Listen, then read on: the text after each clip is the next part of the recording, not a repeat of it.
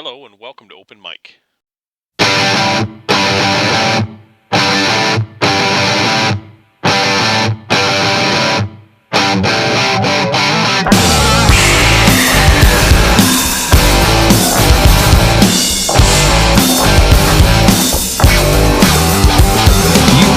So spun that I can't control my head. Now I don't know who I am. You're acting so sly, but you know what you did, and I can't seem to get you off my mind. Yeah, I'm tempted by the heat of desire, and it's got me at the end of my rope. Oh, you make me like your victim for hire.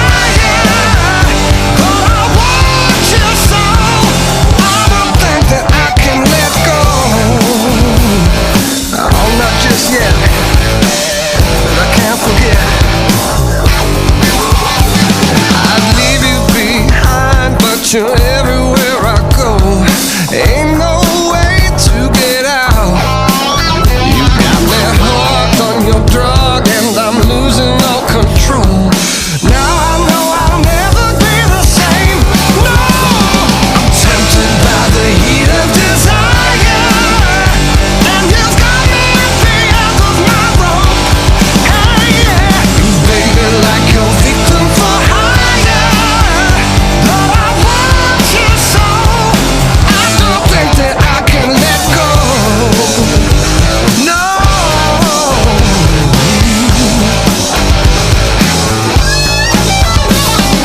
Is this just something we call desire? Stop me if I'm preaching to the choir. Oh, break me down.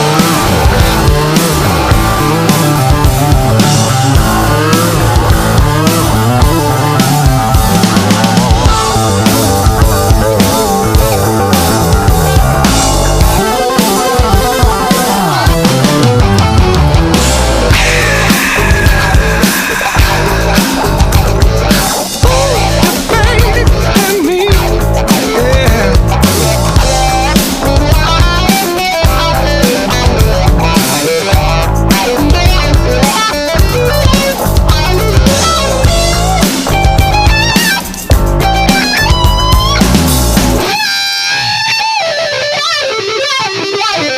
Tempted by the heat of desire, and you've got me at the end of my rope. You know you make me like a victim for hire, and I don't stand a chance. Oh, because today I'm tempted by the heat of desire.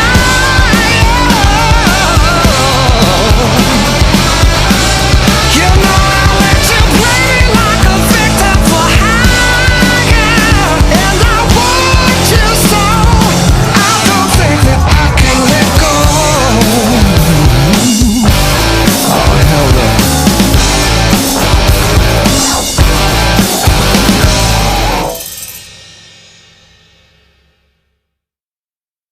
Welcome to Open Mic on 89.9 FM KGPR Great Falls. I'm Mr. Douglas. Now today we're joined by drumming legend Mike Portnoy, who is widely known for playing drums for Dream Theater, as well as a brief stint with Avenged Sevenfold. Today he's teaming up with former Mr. Big bassist Billy Sheehan and guitarist Richie Kotzen in the Winery Dogs. Their highly anticipated self-titled debut was released on July 23rd. Welcome to the program, Mike. Just start me off from the beginning. Take me back and I don't know, talk about how you got together with Billy and Richie, and you guys started really talking about doing something like this. Well, I guess it started the beginning of 2011 or so. Me and Billy were working together on a power trio with somebody else at the time, and things just didn't work out with the other guy, but Billy and I decided we still wanted to stick together and put something together. And my good friend Eddie Trunk suggested Richie Kotzen, and it was a brilliant suggestion. because me and Billy were looking for a guy that was an amazing guitarist, an amazing singer, an amazing songwriter, and Richie is all of the above. So it was a great suggestion, and at the beginning of 2012, the three of us got together, and there was just an immediate chemistry, and we took it from there. And we did the album around the summertime, and here we are now, mid 2013, and the album's coming out. We're ready to hit the road. So that's the basic history in a nutshell. Well, you talk about the chemistry you guys had. Talk about that a little bit more. Like, what was it about this collaboration that made you decide that this was worth your full-time attention right now? Well, I mean, working with those guys speaks for itself. Both of those guys are the best at what they do, and there was just a great chemistry between the three of us. I think all three of us have been around the block and established ourselves as individual players and artists, but coming together, there was just a real magic. We have similar musical tastes and backgrounds, and we all wanted to do something that was fresh and exciting and a new chapter for each of us in our careers. We've all done so many different things in our careers, and it just felt like the right time to begin something new for all three of us. And there was just a great chemistry that both in terms of playing and songwriting. We just worked off of each other real quick and easily. Describe the feeling that you get having a new project with a new group of guys, as far as keeping you fresh and interested in making new music. Well, I was surely inspired, by the two of them, because they're just both great players. And, anytime you do something new, it's exciting. And, I've done many, many projects and bands through the years, and each one of them has its own, its own excitement and its own different nuances that make it fresh. But in this particular case, it was a different genre for me. That's what made it exciting for me. It wasn't a prog band, and it wasn't a metal band. Almost everything I've done throughout my career has been rooted in either prog or metal, whereas this is just a true classic rock band. So for me, that was very exciting and fresh and something new, and that's what inspired me. Well, like you're talking about there, it is a pure rock record, and just off the top of my head, a song like "Elevate" really has this kind of, I don't know, Kenny Wayne Shepherd meets Whitesnake thing going on, and there's a lot of that kind of hybrid stuff going on in this album. Talk a little bit about what you guys really wanted to accomplish when you started putting together these tracks. Well, we wanted to do something that had that kind of old school sound, but with a new school approach, and there's a few bands that have tapped into that in the last couple of years, like Black Country Communion and Chickenfoot are two that immediately come to mind. And, for the three of us, it was a chance to dig into that. I grew up listening to the Stones and Zeppelin and Deep Purple and The Who, and, of course, with Dream Theater, I never really was able to tap into those roots because Dream Theater was a whole different animal.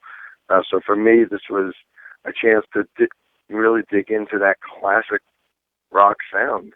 And, great rock bands are kind of undefinable, and you can't really put them in a category other than just being rock.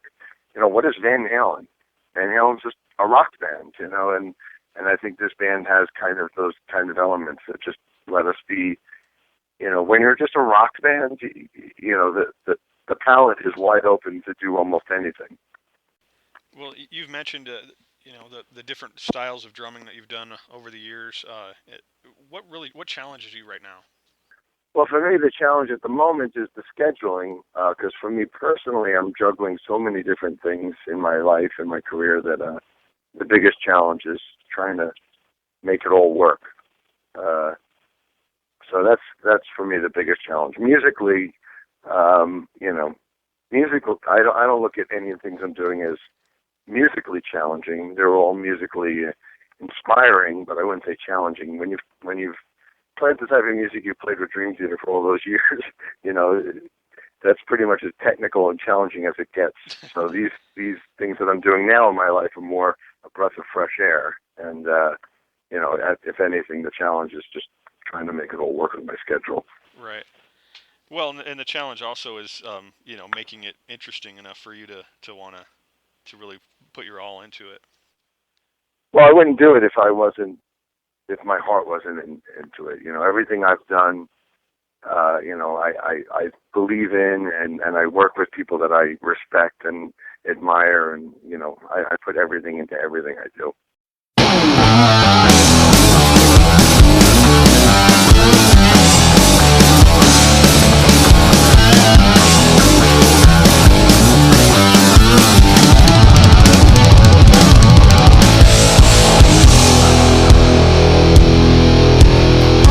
Lost in the dark, I feel like a shadow of myself.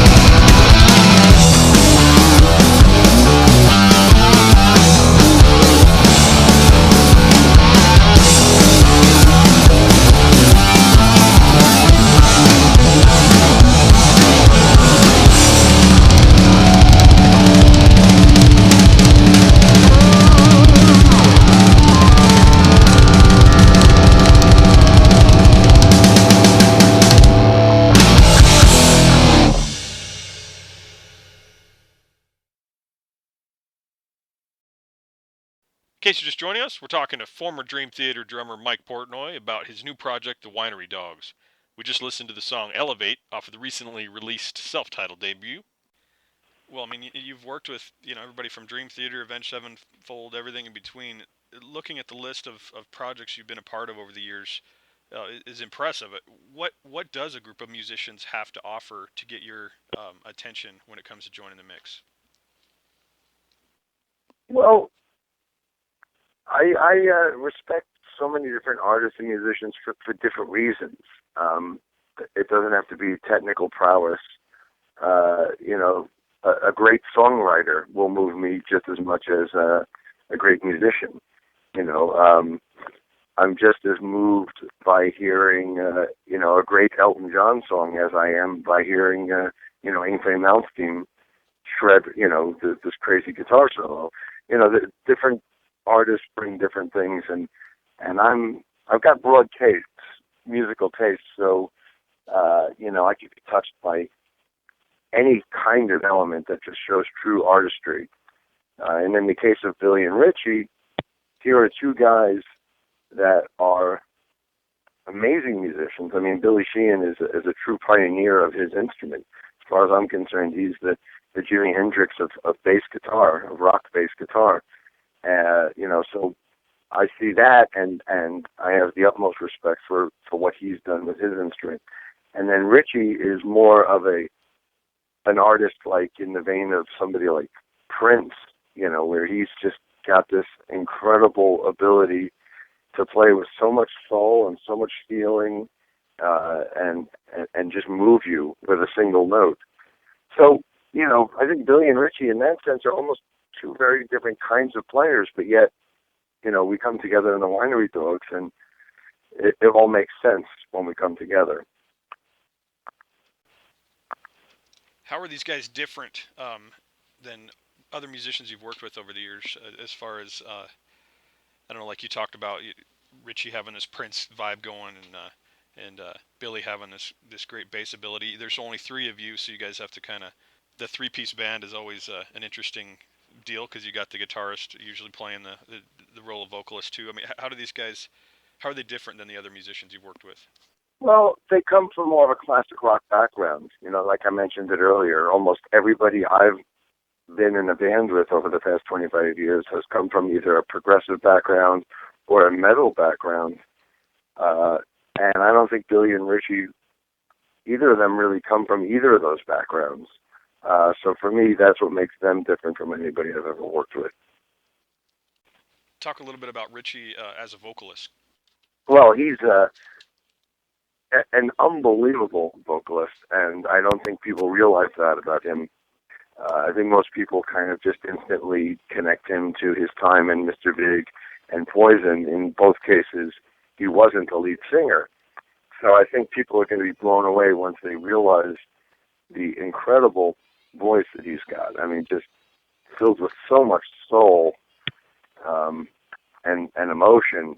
I kind of compare his voice to a cross between Glenn Hughes and Chris Cornell. And, Richie's voice is just going to, I think, blow people away once they realize what he's capable of. Where did the name come from? Richie suggested it. That was one of the most difficult things so far in this band to agree upon, was the band name. And we must have went through about 100 different names. I don't think any of which all three of us agreed upon, and the Winery Dogs was no different. But finally, we had to pick something, and Richie really believed in it. So, I think at the end of the day, a band is not defined by the name. It's the other way around. The name is defined by the band. And Richie liked it. He thought it had this real 70s street vibe. So I think it's pretty cool and unique. So there you go. Do you look at this as as more of a side project at the moment, or do you see it as a potential full-time band?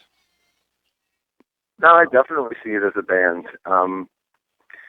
All three of us right now are committed to making this something that's got longevity and something that we could call, the next chapter of all three of our careers. So, time will tell, but we surely are not treating this as a project. We're treating this as all three of our new band. How do you keep yourself in shape to continue this like torrent pace on drums? Oh God! Well, I mean, I don't know how to do anything else. My body is conditioned to play drums all day long and travel the world and tour and play every night. I've just been doing this, for 20-something years. Uh, it's just what my body does. You have to kind of watch yourself and try to eat right and take care of yourself when you can, but it's not always easy on the road. This is definitely a different era to release music in.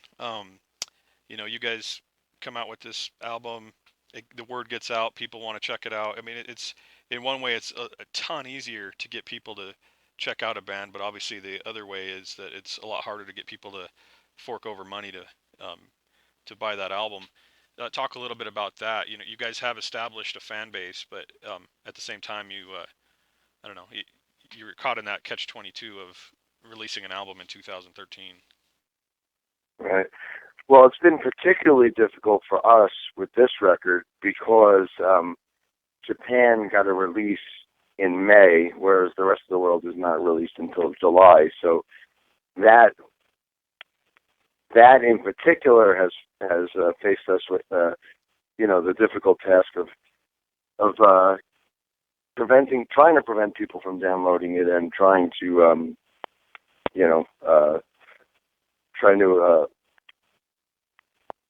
encourage people to buy the record when it comes out. So it's been a challenge, but I think most record companies are smart enough to realize that when you do put out the album, try to put it out as a special edition or with features that aren't available online or downloadable. So a lot of albums are coming out, and people that are true record buyers and record collectors like myself, I mean, I still go and buy CDs and vinyl and stuff like that. The people that are the true fans will fork over the money and buy it, but the sad truth is the most of the world won't, and that's why you have to get on the road and play concerts and think of other ways to keep the band up and running. My name is Mr. Douglas, inviting you to join us next Tuesday at 1:30 for Open Mic, our weekly program featuring local and not-so-local artists. If you'd like to be a guest on Open Mic, send us an email at kgpr@gfcmsu.edu, or you may call us at 268-3739. We've been talking to Mike Portnoy, drummer for the Winery Dogs, and we're going to close the show with the new song I'm No Angel off of their self-titled debut. Thank you for listening and supporting Montana Public Radio, 89.9 FM, KGPR, Great Falls.